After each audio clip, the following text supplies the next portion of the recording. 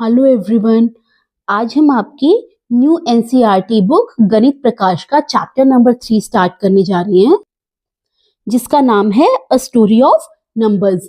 इस चैप्टर में आपको नंबर्स के बारे में बताया गया कि कौन कौन से नंबर्स जो हैं इवेंचुअली हमारे लाइफ में आए। तो यहाँ पर स्टार्ट कर रहे हैं टॉपिक 3.1 रीमा's क्यूरोसिटी। यहाँ पर एक स्टोरी के माध्यम से आपको बताया गया है कि किस तरह से नंबर्स जो है हमारे लाइफ में आए। तो यहाँ पर है, one lazy afternoon Reema was flipping through an old book when whoosh a piece of paper slipped out and floated to the floor. एक दोपहर को रीमा अपनी एक कोई पुरानी बुक को अलट पलट रही थी, पढ़ रही थी, तो अचानक से एक पेपर का पीस जो है उस बुक में से निकला और जमीन पर गिर गया। She picked it up and stared at the strange symbols all over it. What is this? She wondered. जब उसने वो पेपर उठाया, उसने उसे देखा तो एकदम से वो घूरने लगी, क्योंकि उसमें बहुत ही स्ट्रेंज सिंबल्स जो थे, अलग अलग तरह के जो सिंबल्स थे वो लिखे हुए थे। तो वो हैरान हो गई, उसने कभी भी पहले उन सिंबल्स के बारे में देखा नहीं था, सुना नहीं था। तो उसने देख से कहा कि व्हाट इज दिस, ये क्या है। She ran to her father, holding the paper as if it were a secret treasure. वो फटाफट भागकर अपने पापा के पास गई, उस पेपर को पकड़े हुए। उसे ऐसा लग रहा था जैसे कि वो एक कोई सीक्रेट ट्रेजर है, कोई छुपा हुआ खजाना है। उस प्रकार से उसने उस पेपर को पकड़ा हुआ था और फटाफट भाग के वो अपने पापा के पास गई। He looked at it and smiled. Around 4,000 years ago, there flourished a civilization in a region called Mesopotamia in the western part of Asia, containing a major part of the present-day Iraq and a few other neighboring countries. This is one of the ways they wrote their numbers. तो उसके पापा ने उस paper को देखा, smile किया और उसे समझाना शुरू किया कि लगभग 4000 साल पहले एक सिविलाइजेशन थी मेसोपोटामिया नाम की, जो कि आज की डेट में वेस्टर्न एशिया में है, जिसमें कि इराक और भी इराक के आसपास जो उसकी नेबरिंग कंट्रीज हैं वो उस मेसोपोटामिया रीजन में आती हैं, सिविलाइजेशन में आती हैं। और कहते हैं कि वो लोग जो है कि इस तरह के सिंबल्स को पहले काउंट करने के लिए लिखते थे। और वो सिंबल्स कैसे थे, 1 को ऐसे रिप्रेजेंट करते थे, 2 को ऐसे, 3, 4 के लिए 1 2 3 और नीचे फिर 4 लाइन लगा दी, 5 ऊपर 3 लाइंस, नीचे 2 लाइंस, 6 3 3 7 3 3 का ये ग्रुप बनाते थे, ऊपर 3 नीचे 3 6 6 + 1 नीचे 1 7 फिर 8 and this is way 9, right. तो इस तरह का सिंबल्स जो थे उस पीस ऑफ पेपर पर बने हुए थे। ये क्या है, मेसोपोटामिया जो सिविलाइजेशन थी वो इन नंबर्स को यूज करती थी। Rima's eyes lit up. Seriously? These strange symbols were numbers? तो उसने अपनी आंखें एकदम से हैरानी से फैला ली। कहते वाकई में, क्या वाकई में ये जो स्ट्रेंज सिंबल्स बने हुए क्या ये नंबर्स थे?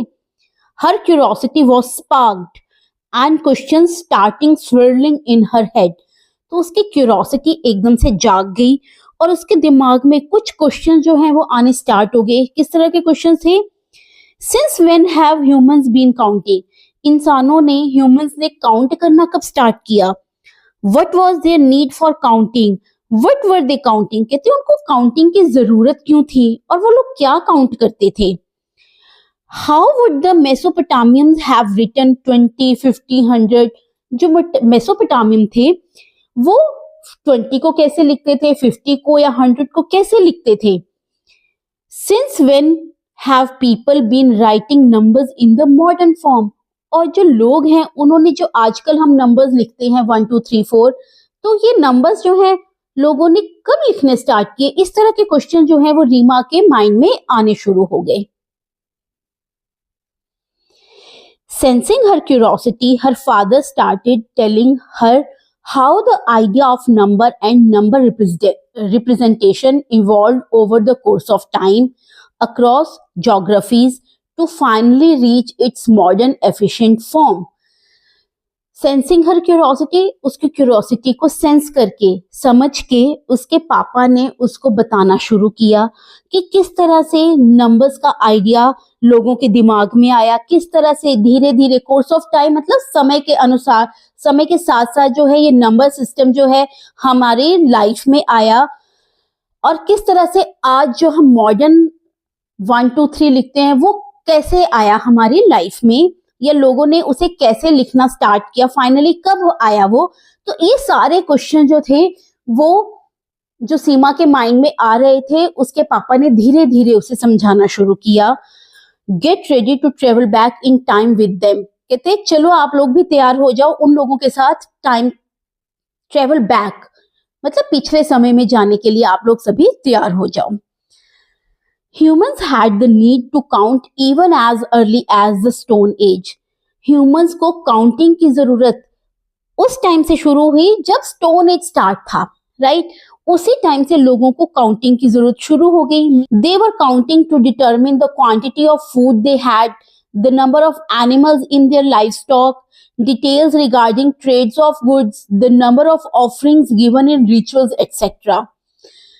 अब वो क्या क्या काउंट करते थे? Quantity of food they had, उनके पास जो खाना होता था, फूड, ग्रेन्स, उनको काउंट करने के लिए कितनी बोरियों में उन्होंने रखा हुआ है, तो उनको उसके लिए भी काउंटिंग की जरूरत थी, राइट? अब है numbers of animals in their life stock. Life stock क्या होता है? जो पशु उन्होंने रखे हैं, चाहे लाइफ स्टॉक में जो उन्होंने शीप रखी होगी, डॉग, काउ, राइट? तो जितना भी लाइफ स्टॉक था, जो भी नंबर्स थे एनिमल्स के, कितने उनके पास काउज हैं, कितनी शीप्स हैं, तो ये सारी काउंटिंग के लिए भी उनको नंबर्स की जरूरत थी। Then details regarding trades of goods, trade होता है व्यापार करना, गुड्स होते हैं सामान, जो सामान का वो व्यापार करते थे, उसके लिए उनको काउंटिंग की जरूरत थी। The number of offerings given in rituals, offerings होते हैं गिफ्ट्स, जो वो लोग गिफ्ट्स जो है किसी भी रिचुअल में एक दूसरे को देते थे, उनको काउंट करने के लिए उनको नंबर्स की जरूरत थी, right? They also wanted to keep track of the passing days, for example to know and predict when important events such as the new moon, full moon और onset of seasons would occur. इसके साथ साथ सामान गिनने के साथ, या life stock में कितने एनिमल्स हैं, कितनी ऑफरिंग्स उन्होंने देनी है, कितने गिफ्ट्स देने हैं, इसके साथ साथ वो क्या चाहते थे, जो दिन गुजर रहे हैं उनकी काउंट करना, लाइक न्यू मून कब आ रहा है, या फुल मून कब आएगा। न्यू मून क्या होता है? अमावस्या। फुल मून होता है पूर्णिमा, कि कितने डेज के बाद जो है वो फुल मून आएगा, कितने डेज के बाद न्यू मून आएगा। या onset of a season would occur, onset of a season means कोई भी नया सीजन जो है वो कब स्टार्ट होगा। तो ये सारे काउंटिंग करने के लिए भी उन्हें नंबर्स की जरूरत थी। However, when they said or wrote down such numbers, they didn't make use of the numbers that we use today. हालांकि वो इन सब चीजों को काउंट करने के लिए उन नंबर्स का यूज नहीं करते जिनको आजकल हम यूज करते हैं। The structure of the modern oral and written numbers that we use today had its origin thousands of years ago in India. आज की डेट में जो हम बोलते हैं नंबर्स 1 2 3 4 या लिखते हैं, राइट, ये जो है इंडिया में इनका ओरिजिन हुआ था थाउजेंड्स ऑफ इयर्स अगो। हजारों साल पहले इंडिया में ही इन नंबर्स का ओरिजिन हुआ था। Ancient Indian text such as the Yajurved Sanhita mention names of numbers based on powers of 10 almost as we say them orally today. तो कहते हैं कि एंशिएंट इंडियन टेक्स्ट, जो हमारे पास पुराने इंडियन जो लिखे हुए हमारे पास वेद है, जैसे कि यजुर्वेद संहिता है, उसमें नंबर्स को कैसे लिखा हुआ है? पावर्स ऑफ 10 में, 10 की पावर्स में, 10 raise to the power 1, 10 raise to the power 2, 10 raise to the power 3, इस फॉर्म में जो है उसमें लिखा हुआ है, ठीक है। For example they listed numbers of numbers 1, तो वो कैसे लिस्ट करते थे नंबर्स को? 1 को 1 लिखते थे, 10 को 10, 100 को शत, 1000 को सहस्त्र, 10,000 का अयूत, and all the way up to 10 raised to the power 12 and beyond. तो इसी तरह से वो क्या लिखते थे, नंबर्स को लिखते थे almost up to 10 raised to the power 12 numbers तक, या उससे भी ज्यादा नंबर्स को इस वे में लिखते थे। वो 1 2 3 नहीं लिखते थे, वो किस में लिखते थे, 10 raised to the power में लिखते थे। तो 1 को वो क्या बोलते थे, 1, 10 को बोलते थे 10, 100 को शत, 1000 को सहस्र और 10,000 को बोलते थे वो अयुत। The way we write our numbers today using the digits 0 through 9 also originated and were developed in India around 2000 years ago। अब आगे कह रहे हैं कि जिस वे में हम आजकल नंबर्स लिखते हैं 0 से लेकर 9 तक, ये भी इंडिया में ही डेवलप हुए हैं लगभग 2000 साल पहले। The first known instance of numbers being written using 10 digits including the digit 0, which was then noted as a dot, occurs in the Bakshali manuscript in 3rd century। अब कह रहे हैं जो हम नंबर्स लिखते हैं 10 डिजिट्स में, 0 1 2 3 4 अप टू 9 10 डिजिट्स हो गए, ये बख्शाली मैन्युस्क्रिप्ट में लिखा हुआ है। और वो तब उस टाइम 0 जो है वो 0 नहीं लिखते थे, 0 को क्या मेंशन करते थे, डॉट में। उस टाइम 0 जो है वो हमारे लाइफ में नहीं आया था, 0 की जगह पर वो डॉट लिखते थे, आगे के डिजिट्स 1 2 3 4 सो अप टू 9 तक लिखते थे। और ये हमें पता चला है बख्शाली जो मैन्युस्क्रिप्ट है जो कि 3rd सेंचुरी में लिखी गई थी, उससे हमें पता चलता है कि ये सारे के सारे डिजिट्स जो थे वो इंडिया में ही डेवलप हुए। Aryabhata was the first mathematician to fully explain and do elaborate scientific computations with the Indian system of 10 symbols। अब आर्यभट्ट हैं जिन्होंने 0 की खोज की थी, राइट। तो उन्होंने सबसे पहले, जो वो सबसे पहले मैथमेटिशियन थे जिन्होंने फुली 0 से लेकर 9 तक जो 10 डिजिट्स हैं उनके बारे में एक्सप्लेन किया था, बताया था। और the Indian number system was transmitted to the Arab world by around 800 CE। अब ये जो हमारा इंडियन नंबर सिस्टम था 0 से लेकर 9 तक, ये आगे ट्रांसमिट हुआ, फैला अरब देशों में लगभग 800 CE पे। It was popularized in the Arab world by the great Persian mathematician Al-Khwarizmi, after whom the world algorithm is named through his book on the calculation with Hindu numerals, that is 825 CE, and by the noted philosopher Al-Kindi through his work on the use of the Hindu numerals in 830। अब कह रहे हैं कि जो ये Indian number system है ये अरब देशों में फैला लगभग 800 CE में, 800 CE में, और ये आगे पॉपुलराइज हुआ और ज्यादा प्रसिद्धि ने मिली अरब वर्ल्ड में। और उसका श्रेय जाता है ग्रेट पर्शियन मैथमेटिशियन थे अल-ख्वारिज़मी। एल्गोरिथम का नाम जो है अल-ख्वारिज़मी के नाम पर ही बाद में पड़ा। तो उन्होंने ही इंडियन नंबर सिस्टम को अरब देशों में फैलाया था अपनी बुक के through on the calculation with Hindu numerals. 825 में उन्होंने ये बुक लिखी थी और इसके थ्रू पूरे अरब देशों में हिंदू न्यूमरल्स के बारे में उन्होंने प्रचार किया।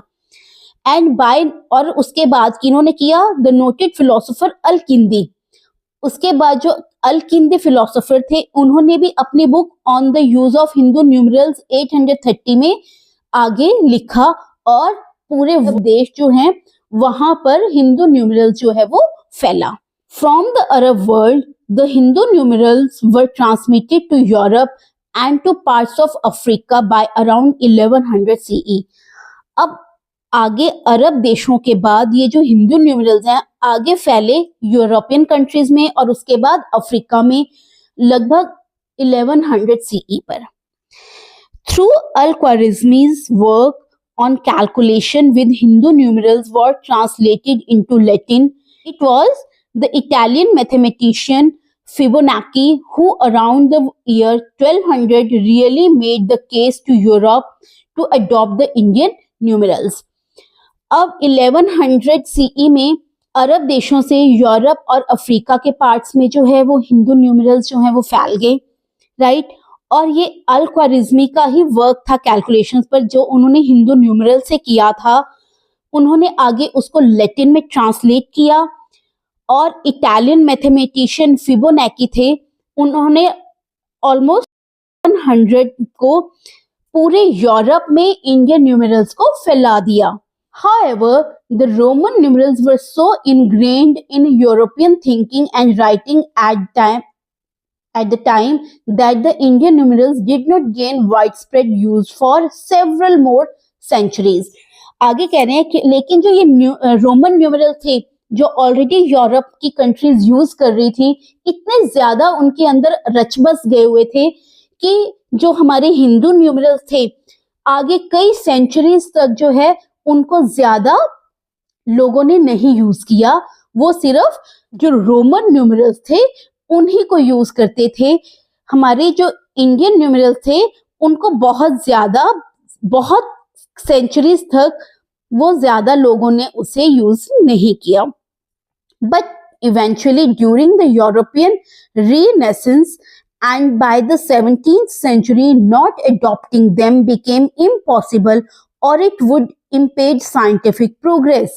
कहते हैं लेकिन 17th century में जब यूरोपियन कंट्रीज जो है उनका दोबारा से पुनर्निर्माण हुआ, उसके बाद इनको हिंदू न्यूमरल्स को अडॉप्ट करना, उनको यूज में लाना उनके लिए हो गया, क्योंकि उसके बिना आगे वो साइंटिफिक प्रोग्रेस कर ही नहीं सकते थे। तो कहने का मतलब ये है कि स्टार्टिंग में तो उन्होंने ज्यादा यूज नहीं किया हिंदू न्यूमरल्स का, लेकिन 17th सेंचुरी के बाद पूरे वर्ल्ड में जो है हिंदू न्यूमरल्स फैल गए, उसके बिना काम करना इम्पॉसिबल हो गया, क्योंकि हमारी साइंटिफिक प्रोग्रेस जो थी वो वहीं पर रुक जाती अगर वो हिंदू न्यूमरल्स को आगे यूज नहीं करते। पियर सिमन लैपलेस कहते हैं, The ingenious method of expressing every possible number using a set of 10 symbols, each symbol having a place value and an absolute value, emerged in India. The idea seems so simple nowadays that its significance and profound importance is no longer appreciated. Its simplicity lies in the way it facilitated calculations and placed arithmetic foremost among useful inventions.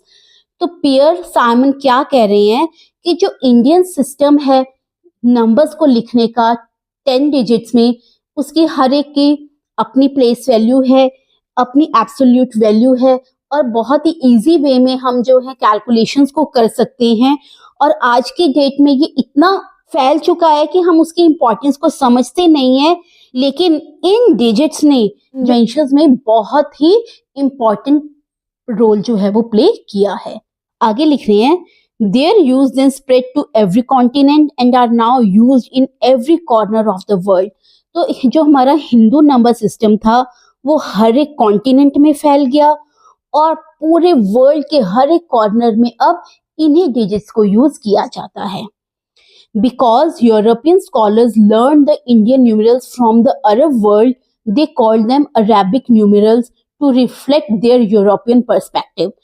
अब क्योंकि European scholars ने Indian numerals को सीखा Arab world से, right, तो वो जो Indian numbers हैं, हिंदू न्यूमरल्स हैं, उनको वो अरेबिक न्यूमरल्स कहते हैं। On the other hand, as noted above, Arab scholars such as Al-Khwarizmi and Al-Kindi called them Hindu numerals, जबकि जो अरब स्कॉलर्स जैसे कि अल ख्वारिज़मी है या अल किंदी हैं, वो इन न्यूमरल्स को हिंदू न्यूमरल्स बोलते हैं। During the period of European colonization, the European term Arabic numbers became widely used. European colonization के दौरान जो यूरोपियन टर्म अरेबिक नंबर्स हैं वो मतलब हर जगह फैल गया। However, in recent years, this mistake is being corrected in many textbooks and documents around the world, including in Europe. कहते हैं लेकिन आजकल के टाइम में इस मिस्टेक को, इस गलती को क्या कर रहे हैं, करेक्ट किया जा रहा है। कई जितनी टेक्स्ट बुक्स हैं उसमें भी करेक्ट कर रहे हैं। जहां पर अरेबिक न्यूमरल्स लिखा है अब उसको हिंदू न्यूमरल्स जो है वो लिखा जा रहा है, और डॉक्यूमेंट्स में पूरे वर्ल्ड में, यहाँ तक कि यूरोप में भी, क्योंकि ये नंबर्स जो थे वो इंडिया से ही ओरिजिनेट हुए थे। इंडिया से ही वो अरब कंट्रीज में फैले थे, तो क्योंकि उन्होंने अरब कंट्रीज से इन नंबर्स को अडॉप्ट किया था तो वो इसको अरेबिक न्यूमेरल्स बोलते थे। लेकिन अब क्योंकि सभी को पता चलता जा रहा है तो अब ये मिस्टेक जो है वो करेक्ट हो रही है बहुत सारी टेक्स्ट बुक्स में, पूरे वर्ल्ड में और यहाँ तक कि यूरोप में भी। The most commonly used terminologies for the numbers we use today are Hindu numerals, Indian numerals and the transitional Hindu-Arabic numerals। कहते अब जो टर्म्स यूज हो रही हैं वो क्या यूज हो रही हैं? हिंदू न्यूमरल्स बोलते हैं या इंडियन न्यूमरल्स बोलते हैं या हिंदू अरेबिक न्यूमरल्स जो है वो इस टर्म में हम लिखते हैं। It is worth noting that the word Hindu here does not refer to a religion but rather a geography, people from whom these numbers came। अब आगे ये कह रहे हैं कि जो हिंदू वर्ड यूज किया है हिंदू न्यूमरल, तो यहाँ पर हिंदू कोई रिलीजन को स्पेसिफिक नहीं किया जा रहा है, रेफर नहीं किया जा रहा है। यहाँ पर हिंदू का मतलब है एक ज्योग्राफी से रिलेटेड, वहां से जहां से इनका ओरिजिनेट, जहां से ये नंबर्स ओरिजिनेट हुए, जहां से ये नंबर्स आए हैं, इंडिया से आए हैं, इसीलिए उन नंबर्स को क्या कहा जाता है? Hindu numerals. The shape of the digits 0, 1, 2, so on up to 9 used to write numbers in the Indian number system today evolved over a period of time as shown below। कहते हैं 0 से लेकर 9 तक के डिजिट्स की जो शेप है, किस प्रकार से हम इंडियन नंबर सिस्टम में इसको लिखते थे, कैसे ये चेंज होते गए पीरियड ऑफ टाइम में, वो नीचे बताया गया है। सबसे पहले ब्रह्मी लिपि थी, राइट। ब्रह्मी लिपि में 1 2 3 अप टू 9 ईस्वी में लिखते थे। 1 sleeping line, 2 sleeping line, 3 sleeping line, then 4 5 6 7 8 9 ब्रह्मी लिपि में ईस्वी में लिखते थे। फिर हिंदू ग्वालियर उसमें 1 से लेकर 9 तक ईस्वी में लिखते थे। देन संस्कृत देवनागरी में किस प्रकार लिखते हैं?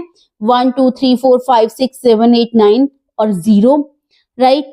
वेस्ट अरेबिक में ईस्वी में लिखते हैं, ईस्ट अरेबिक में ईस्वी में लिखते हैं। देन 11th सेंचुरी में ईस्वी में लिखा जाने लगा 1 to 9 को। देन 15th सेंचुरी में ईस्वी में लिखते थे 1 से लेकर 0 तक, और 16th सेंचुरी में जो आज की डेट में हम 1 2 3 4 5 लिखते हैं, तो ये कब से स्टार्ट हुआ? 16th सेंचुरी से ये वाला नंबर सिस्टम जो है वो स्टार्ट हुआ। Prior to the global adoption of the Indian system of numerals, different groups of people use different methods of representing numbers। कहते कि जो हमारे इंडियन सिस्टम ऑफ न्यूमरल्स थे, अलग अलग लोगों ने अलग अलग मेथड जो है वो यूज किए इन नंबर्स को रिप्रेजेंट करने के लिए। We shall take a glimpse of some of them। हमने उनमें से कुछ की झलकियां देख ली already. We will not be looking at different system in a chronological order, but rather an order that shows us the main stages in the development of the idea of number representation। कहते हैं कि हम ये नहीं देख रहे हैं कि किस तरह से क्रोनोलॉजिकल ऑर्डर में इनको लिखा गया, हम सिर्फ ये देख रहे हैं कि किस तरह से धीरे धीरे ये नंबर सिस्टम जो है वो डेवलप हुआ। But first, let us explore some of the foundational ideas needed to count and to determine the number of objects in a given collection। कहते लेकिन सबसे पहले हम एक्सप्लोर करते हैं उन आइडियाज को कि हमें काउंटिंग की जरूरत या किसी ऑब्जेक्ट को डिटरमिन करने की, काउंट करने की हमें क्या जरूरत पड़ी, राइट। तो सबसे पहले आता है द मैकेनिज्म ऑफ काउंटिंग, कि हमें काउंटिंग की जरूरत क्यों पड़ी। Imagine that we are living in the stone age. Imagine कीजिए कि हम लोग स्टोन एज में रहते हैं, ठीक है। से अराउंड 10,000 years ago, मान लो 10,000 साल पहले, 10,000 साल पहले हम लोग स्टोन एज में रहा करते हैं। Suppose we have a herd of cows. हमारे पास क्या है? काउज है, हर्ड ऑफ काउज, झुंड है काउ का। Here are some natural questions that we might ask about our herd। तो कुछ नेचुरल क्वेश्चंस है जो हमारे माइंड में आएंगे काउंटिंग करने के लिए। How do we ensure that all cows have returned safely after grazing. हम कैसे ये इंश्योर करेंगे कि सारी की सारी जो हमारी गायें हैं वो ग्रेज मीन्स चरने के बाद सेफली वापस आ गई हैं। Do we have fewer cows than our neighbour. क्या हमारे पास हमारे पड़ोसी से कम गायें हैं? इफ देयर आर फ्यूअर, अगर मान लो कम है, how many more cows would we need so that we have the same number of cows as our neighbour. अगर हमारे पास मान लो कम भी हैं, तो हमारे और कितनी गायों की जरूरत है कि हमारी जो गायों का नंबर है, जितनी हमारे पड़ोसी के पास गायें हैं उतनी ही नंबर की गायें हमारे पास हो जाएं। काउंटिंग की जरूरत है इन सब चीजों के लिए, right. We need to tackle these questions without the use of number names or written numbers of the Hindu number system। कहते अब हमें इन क्वेश्चंस को टैकल करने के लिए जरूरत है, हम क्या विदाउट द यूज ऑफ, हम जो आजकल हम हिंदू नंबर्स लिखते हैं बिना इनको यूज किए, अब हम इन क्वेश्चंस को कैसे टैकल करेंगे। Here are some possible methods, कुछ पॉसिबल मेथड्स हैं अब हमारे पास।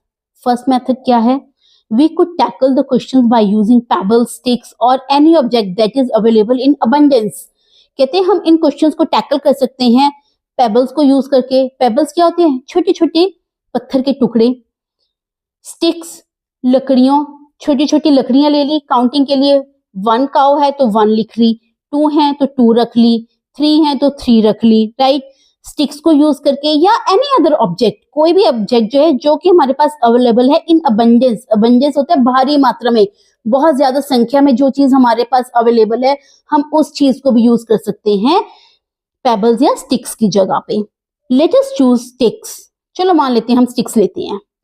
For every cow in the herd we could keep a stick, हर एक काउ के लिए हम एक स्टिक रख लेते हैं। The final collection of sticks tells us the number of cause. अब हम हर काउ के लिए एक स्टिक रख रहे हैं, जितनी काउज होंगी उतनी हम स्टिक्स रख लेंगे, राइट। तो यहां से ये हमें बता देगा कि हमारे पास कितनी कलेक्शन है काउज की। Which can be use to check if any cows have gone missing.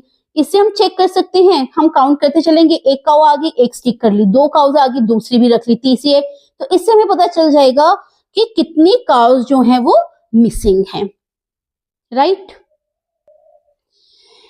This way of associating each cow with a stick such that no 2 cows are associated or mapped to the same stick is called a 1-to-1 mapping। कहते हैं इस तरह से जब हम cow को stick के साथ मैच करते हैं, और ये हम ध्यान में रखेंगे कि 2 काउस के लिए एक स्टिक जो है वो हम सेम स्टिक को यूज ना करें, तो इसको हम कहते हैं 1-to-1 mapping. This mapping can then be used to come up with a way to represent numbers। तो यही मैपिंग जो है बाद में हमने यूज की नंबर्स को रिप्रेजेंट करने के लिए, जैसे कि हम टेबल्स में कर रहे हैं। 1 के लिए 1 स्टैंडिंग लाइन, 2 के लिए 2, 3 के लिए 3, 4, 5, इस तरह से हमने जो है वो रिप्रेजेंट करना सीख लिया। Now how will you use sticks to answer the other 2 questions. कहते हैं अब आप स्टिक्स का यूज कैसे करोगे नेक्स्ट 2 क्वेश्चंस के लिए, दैट इज क्वेश्चन नंबर 2 और क्वेश्चन नंबर 3। अब हमारा क्वेश्चन नंबर 2 और क्वेश्चन नंबर 3 क्या था। क्वेश्चन नंबर 2 है, do we have fewer cows than our neighbour. क्या हमारे पास हमारे नेबर से कम गाय हैं, तो हम क्या करेंगे, जितनी उनकी गाय हैं उतनी हम स्टिक्स रख लेंगे, और जितनी हमारे पास हैं हम उतनी स्टिक्स रख लेंगे, तो हमें पता चल जाएगा कि कम है या नहीं है। और अगर मान लो कम है, इफ देयर आर फ्यूअर, अगर हम कम हैं तो हम कितनी गाय की जरूरत है, तो वो हम स्टिक्स को देख लेंगे कि कितनी स्टिक्स हमारी एक्स्ट्रा है, तो हम उतनी ही स्टिक्स के अकॉर्डिंग उतनी गायों को हम ले आएंगे, तो हमारा क्या हो जाएगा, उतनी ही गाय हो जाएंगी जितनी हमारे पड़ोसी के पास थी। तो इस वे में हम स्टिक्स के थ्रू हम हमारे जितने भी ये क्वेश्चन थे हम उनको सॉल्व कर सकते हैं। Method 2 is, instead of objects, we could use a standard sequence of sounds or names. For example, we could use the sounds of the letters of any language. While counting, we could make a 1-to-1 mapping between the objects and the letters, that is, associate each object to be counted with a letter following the letter order. This mapping can then be used to come up with a way of verbally representing numbers। कह रहे हम objects की जगह पर हम sounds या names का भी यूज कर सकते हैं। अभी हमने फर्स्ट मेथड में कहा कि हम ऑब्जेक्ट्स यूज करते हैं, लाइक पेबल्स, स्टिक्स जो हैं हम काउस को काउंट करने के लिए यूज कर सकते हैं। किसी भी चीज को काउंट करने के लिए हम पेबल्स और स्टिक्स का यूज कर सकते हैं। अब मेथड 2 में कह रहे हैं कि आप ऑब्जेक्ट्स की जगह पर आप साउंड्स या नेम्स भी रख सकते हैं। एग्जाम्पल के तौर पर मान लो आप अपनी किसी भी लैंग्वेज के लेटर्स के साउंड को यूज कर सकते हैं। मान लो हम इंग्लिश की लैंग्वेज लेते हैं, इंग्लिश की लैंग्वेज में A to Z 26 जो हैं वो लेटर्स होते हैं, तो हम उनका यूज कर सकते हैं। लाइक 1 काउ के लिए हमने लेटर A यूज किया, B सेकंड काउ के लिए, लेटर C थर्ड काउ के लिए, और इस तरह से हम 26 काउस के लिए लेटर Z का जो है वो यूज कर सकते हैं। अब आगे कह रहे हैं कि इसमें भी हम 1-to-1 मैपिंग करेंगे। 1-to-1 मैपिंग मतलब 1 काउ के लिए अगर A है तो A साउंड जो है हम सेकंड काउ के लिए नहीं यूज करेंगे, 1 के लिए 1 ही। अगर फर्स्ट काउ के लिए हम A कर रहे हैं तो सेकंड काउ के लिए हमें B करना है, और थर्ड काउ के लिए C जो है वो साउंड जो है यूज करनी है। इसे कहते हैं 1-to-1 मैपिंग, कि हम सेम साउंड 2 या 3 काउस के लिए यूज नहीं कर सकते हैं। तो जब हमने काउंटिंग की, A 1 के लिए, B 2 के लिए, C 3 थर्ड काउ के लिए, या 4 जो फोर्थ काउ के लिए हम D काउंट करेंगे, and so on up to 26 cow के लिए जो हमारी 26th काउ है उसके लिए हम Z का यूज करेंगे। और ये जो साउंड्स हैं वो हम वर्बली रिप्रेजेंट करते हैं नंबर्स को। फॉर एग्जाम्पल यहाँ पर भी सेम दे रखा है, we get the following number representation if we use English letters A to Z। अब ये कह रहे हैं कि हम एक एग्जाम्पल दे रहे हैं कि मान लो हम English letters A to Z जो है वो यूज कर रहे हैं नंबर्स को रिप्रेजेंट करने के लिए। तो जैसे नंबर 1 के लिए हम A यूज कर रहे हैं, सेकंड के लिए B, थर्ड के लिए C, फोर्थ के लिए D, फिफ्थ के लिए E, and so on up to 26 के लिए हम Z का यूज करेंगे। An obvious limitation of using only the letters of the English alphabet in this form is that it cannot be used to count collections having more than 26 objects। कहते हैं English alphabet को या किसी भी language के हम अगर letters को यूज करते हैं तो एक लिमिटेशन रहती है कि हम उसमें उस लैंग्वेज के जितने लेटर्स हैं, मान लो हमने इंग्लिश लैंग्वेज को यूज किया, इंग्लिश के लेटर्स यूज किए A to Z, तो A to Z की काउंटिंग कितनी है, टोटल वो 26 लेटर्स होते हैं, तो वो सिर्फ हमारे 26 ऑब्जेक्ट्स को ही काउंट कर पाएंगे। उससे ज्यादा अगर हमारे पास कोई चीज है वो उसको काउंट नहीं कर पाएंगे। How many numbers can you represent in this way using the sounds of the letters of your language? अब कह रहे हैं कि आप बताइए कि आप कितने नंबर्स को रिप्रेजेंट कर सकते हैं इसी वे में साउंड्स के। अगर आप मान लो अपनी कोई भी लैंग्वेज लेते हैं तो उसके लेटर से आप और कितने नंबर्स को काउंट कर सकते हैं। तो हर लैंग्वेज के जो हैं लेटर्स वो लिमिटेड ही हैं। अगर मान लो किसी में 50 भी हैं या 60 भी लेटर्स हैं तो आप मिनिमम 60 ही चीजों को आप काउंट कर सकते हैं। उससे ज्यादा अगर आपके पास चीजें हैं, मान लो 100 है, 200 है, मोर देन दैट, तो आप ये वाला जो सिस्टम है वो यूज नहीं कर सकते। मेथड 3 है, we could use a sequence of written symbols as follows. Method 3 है कि हम ये जो नीचे सीक्वेंस दे रखा है आपको सिंबल्स लिखने का, हम ये भी यूज कर सकते हैं। अब ये सीक्वेंस कौन सा है, आपको नंबर्स दे रखे हैं and representation using symbols. Numbers को हम किन सिंबल से रिप्रेजेंट कर सकते हैं वो आपको दे रखा है। जैसे कि आप देख रहे हैं कि ये वाला जो रिप्रेजेंटेशन है ये क्या है, रोमन न्यूमरल्स हैं जो ऑलरेडी हम पिछली क्लासेस में भी पढ़ चुके हैं। इसमें हमें कुछ नंबर्स के लिए सिंबल्स दे रखे होते हैं। 1 के लिए 1, 2 के लिए 2 लाइंस लगाते हैं, 3 के लिए 3, लेकिन 3 से ज्यादा हम लाइंस जो है वो नहीं लगा पाते। तो 4 के लिए क्या है, 5 के लिए अगर हमने ये वाला सिंबल यूज किया तो 5 - 1 हो जाएगा, राइट। 6 5 + 1, 7 5 + 2, 8 है 5 + 3, अब 9 है तो 5 + 4 नहीं लिखेंगे, क्या लिखेंगे, 10 - 1 दैट इज 9। 10 के लिए हमने ये वाला सिंबल लिया हुआ है तो 9 कैसे लिखेंगे, 10 - 1। जब माइनस करते हैं तो हम लेफ्ट हैंड साइड पर यूज करते हैं वो वाली लाइन, और अगर हमें प्लस करना है तो वो राइट साइड पर करते हैं, राइट। अब रोमन न्यूमरल्स 1 के लिए हम क्या लिखते हैं, दिस वे में 1, और अगर हमें 2 लिखना है तो 2 लाइंस लगा देंगे, राइट। 3 है तो 3 लाइंस लगा देंगे। 4 है तो 4 के लिए हम 4 लाइंस जो है वो यूज नहीं कर सकते हैं। तो 5 के लिए एक नंबर हमें एक सिंबल है दैट इज V, तो 5 के लिए ये है तो 4 क्या होता है 5 माइनस 1, तो 5 में 1 अगर हमें माइनस करना है तो वो हम 1 ये है दिस वन स्टैंडिंग लाइन, तो 5 माइनस 1 लेफ्ट साइड पर अगर हम लगा देंगे तो वो हमारा क्या होता है माइनस। और अगर मान लो 6 लिख रहे हैं तो 5 में 1 क्या हो जाएगा प्लस, प्लस करने के लिए हम कहां पर लगाते हैं राइट साइड में, राइट। देन आता है 7, तो 5 में 2 प्लस करने हैं तो 2 प्लस हो गए। 8 में 5 में 3 प्लस होते तो 5 6 7 8, राइट। अब 9 है तो अगेन जैसे मैंने कहा कि स्टैंडिंग लाइन सिर्फ हम 3 तक यूज कर सकते हैं, 4 लाइंस यूज नहीं कर सकते हैं, तो 9 हम कैसे लिखेंगे 10 माइनस 1, और 10 के लिए कौन सा सिंबल दे रखा है दैट इज x, तो x माइनस 1 माइनस है तो लेफ्ट साइड पर हमने 1 लगा दिया, तो ये हमारा क्या बन गया 9। तो इस वे में 1 to 10 हम लिख सकते हैं इन सिंबल्स के थ्रू। आगे 11 लिखना है तो 11 क्या हो जाएगा 10 प्लस 1 11। 12 हम कैसे लिखेंगे 10 प्लस 2 12। 13 10 प्लस 3 13। नाउ 14 कैसे लिखेंगे 10 प्लस 4 10 प्लस 4 14। 15 कैसे लिखेंगे 10 प्लस 5 15। 16 10 प्लस 6 16।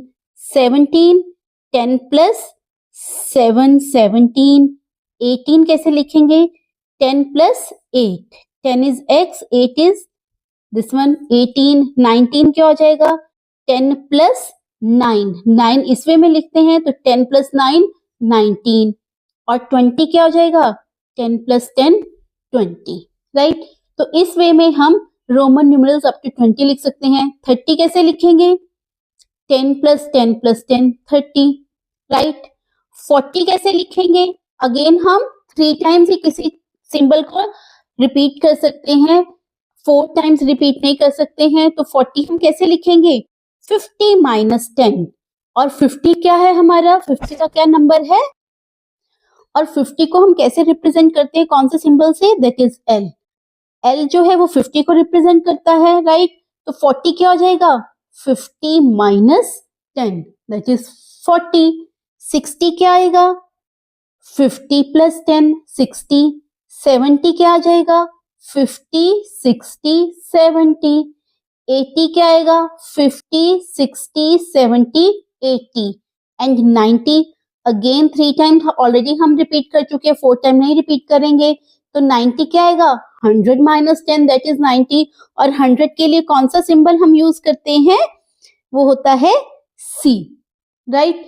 तो 90 क्या आ जाएगा 100 माइनस 10।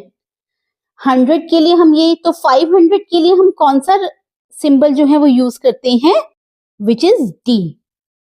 एंड 1000 के लिए हम कौन सा सिंबल यूज करते हैं M, राइट। तो इस वे में हम रोमन न्यूमरल्स को लिखते हैं। आगे क्या लिखा है do you see a way of extending this method to represent bigger numbers as well. क्या आप देख रहे हैं कि हम एक्सटेंड, अगर हम इस मेथड को आगे एक्सटेंड करेंगे तो क्या हम बिगर नंबर्स लिख सकते हैं। अब हमने देखा कि हमारे पास 1000 के लिए m है, राइट। 2000 के लिए 2m हो गया, 3000 के लिए 3m हो गया। अब 4000 के लिए हम 4m लिख नहीं सकते, 5000 के लिए अगेन हमें किसी सिंबल की जरूरत पड़ेगी, राइट। अगेन 10,000 के लिए फिर किसी सिंबल की जरूरत पड़ेगी, 20,000 के लिए और सिंबल की। तो ये भी एक बहुत ही ज्यादा कंफ्यूजिंग है कि हम कितने सिंबल्स को याद रखेंगे और किस वे में हम इनको लिखेंगे। From the discussion above, we see that for counting and finding the size of a collection, we need a standard sequence of objects or names or written symbols that has a fixed order. कहते इस discussion से हमने देख लिया कि हमें counting के लिए या कोई कलेक्शन है उसकी साइज को फाइंड आउट करने के लिए हमें किस चीज की जरूरत है, एक स्टैंडर्ड सीक्वेंस की जरूरत है ऑब्जेक्ट्स के, जिससे कि हम एक फिक्स ऑर्डर में हम उनको लिख सकें। This is called standard sequence a number system, और ये स्टैंडर्ड सीक्वेंस को हम क्या कहते हैं नंबर सिस्टम। अब हमने सारे मेथड देख लिए, ठीक है, हमने पेबल्स और स्टिक्स को देख लिया, हम लिमिटेड नंबर्स को ही काउंट कर सकते हैं, राइट। अगेन किसी लैंग्वेज की साउंड को, वो भी लिमिटेड ही नंबर्स को हम काउंट कर पाएंगे उससे। देन आगे हमारे पास आया जो रोमन न्यूमरल्स जो ये यूरोपियन कंट्रीज में यूज होते थे, तो इनकी भी लिमिटेशन थी कि हम बहुत बड़े बड़े लाइक अरब खरब या लैक्स, उनको लिखने के लिए हमें बहुत ज्यादा सिंबल्स की जरूरत पड़ेगी, जो कि याद रखना पॉसिबल ही नहीं है, राइट। तो ये भी एक लिमिटेशन है रोमन नंबर्स की। तो हमें किस चीज की जरूरत है, एक सीक्वेंस ऑर्डर की जरूरत है जो कि इजी वे में हम काउंट कर सके, और उस स्टैंडर्ड सीक्वेंस को नंबर के नाम क्या दे रखा है, number system. A collection of objects can be counted by making a one-to-one mapping between them and the standard sequence following the sequence order. कहते हैं a collection of objects can be counted. कहते हैं हम collection of objects, अगर हमारे पास कुछ सामान है, राइट, उसकी कलेक्शन है, उसको हम वन टू वन मैपिंग के साथ, कि वन ऑब्जेक्ट को हमने वन नंबर दे दिया, सेकंड ऑब्जेक्ट को हमने सेकंड नंबर दे दिया, तो वन टू वन मैपिंग कुछ जो लिमिटेड काउंटिंग है उसके लिए सही है, ठीक है, लेकिन बड़े नंबर्स के लिए वो सही नहीं है। Since there is no end to numbers, कहते हैं लेकिन नंबर्स का तो कोई एंड ही नहीं है। The challenge is to come up with an unending standard sequence number system that is easy to count with. तो हमें किस चीज की जरूरत है, एक स्टैंडर्ड सीक्वेंस की या नंबर सिस्टम की, जो कि हमारी काउंटिंग को इजी कर दे। However it is not convenient to count larger collections, लेकिन ये जो हमारे पास अगर लार्जर कलेक्शंस है, लैक्स में है, थाउजेंड्स में है, उसके लिए ये कन्वीनियंट नहीं है। अप टू 100 200 तक, ठीक है, या 500 तक भी हम इन चीजों को यूज कर सकते हैं। लेकिन जब हमारे पास बहुत बड़े नंबर्स हैं, थाउजेंड्स में है, लैक्स में है, तब ये इजी नहीं है, कन्वीनियंट मेथड नहीं है लार्जर चीजों को काउंट करने का। as we will need as many sticks as the number of objects been counting, क्योंकि हमें उतनी ही sticks की जरूरत पड़ेगी जितने objects की काउंटिंग हमें करनी है। Using the sounds of letters of a language as in method 2 is convenient for the counting process but is not an unending standard sequence number system. अब अगेन जैसा मैंने आपको बताया कि किसी भी लैंग्वेज के लेटर्स की साउंड जो है वो कन्वीनियंट है हमारे लिए कुछ साउंड्स के लिए, कुछ नंबर्स के लिए, ठीक है, लेकिन अगेन अनएंडिंग जो हमारे पास नंबर्स हैं उसके लिए ये सीक्वेंस भी जो है वो कन्वीनियंट नहीं है। The standard sequence number system given in method 3 was actually the system used in Europe before it got replaced by the Hindu number system. और ये जो हमने अभी थर्ड मेथड पढ़ा that is Roman numbers, right, ये Europe में use किया जाता था जब तक कि उन्होंने हिंदू नंबर सिस्टम से उसे रिप्लेस नहीं किया। बाद में तो उन्होंने भी हिंदू नंबर सिस्टम को स्टार्ट कर दिया, लेकिन उससे पहले ये रोमन नंबर सिस्टम को यूज करते थे। It was widely use in Europe for centuries, और यही नंबर सिस्टम जो है रोमन नंबर सिस्टम सेंचुरीज तक यूरोप में यूज होता गया and was convenient for many purposes, कहते, और ये कन्वीनियंट भी था, बहुत सारे पर्पस जो थे उनके सॉल्व हो जाते थे इस नंबर सिस्टम से, but had the similar drawback that one cannot write arbitrarily large numbers without introducing more and more symbols. लेकिन अगेन इसमें भी सेम ड्रॉबैक थी कि अगर मान लो उन्हें ज्यादा से ज्यादा नंबर, बड़े नंबर्स लिखने हैं तो उनके लिए उन्हें और ज्यादा सिंबल्स की जरूरत पड़ती, ठीक है, और जिन्हें याद करना जो है वो इजी नहीं था। We will learn more about this system of writing numbers later on. अब कह रहे हैं कि हम इस नंबर सिस्टम को बाद में जो है मोर डिटेल में पढ़ेंगे। कौन से सिस्टम को? रोमन नंबर सिस्टम को। As illustrated by the three methods, history gives us examples of number systems formed using physical objects such as sticks, pebbles, body parts, etc., names and written symbols. ठीक है, कहते हैं हमने three methods के जो examples पढ़े उससे हमें पता चल गया कि हिस्ट्री में क्या होता था। ऑब्जेक्ट्स को यूज करने के लिए फिजिकल ऑब्जेक्ट्स का यूज करते थे, जैसे कि स्टिक्स, पेबल्स या बॉडी पार्ट्स को हम यूज करते थे चीजों को काउंट करने के लिए, या रिटन सिंबल्स थे हमारे पास, ठीक है। Some groups of people had numbers represented both by physical objects as well as by names, while others like the Chinese had all three forms of representation. कहते कुछ ग्रुप ऑफ पीपल जो थे वो फिजिकल ऑब्जेक्ट्स के साथ साथ names वगैरह भी यूज करते थे काउंटिंग करने के लिए, जबकि जो चाइनीज थे वो इन तीनों फॉर्म्स को यूज करते थे। जो हमने मेथड 1 पढ़ा, मेथड 2 पढ़ा या मेथड 3 पढ़ा, ठीक है, वो इन तीनों फॉर्म्स को यूज करते थे नंबर्स को काउंट करने के लिए। The symbols occurring in a written number system are called numerals.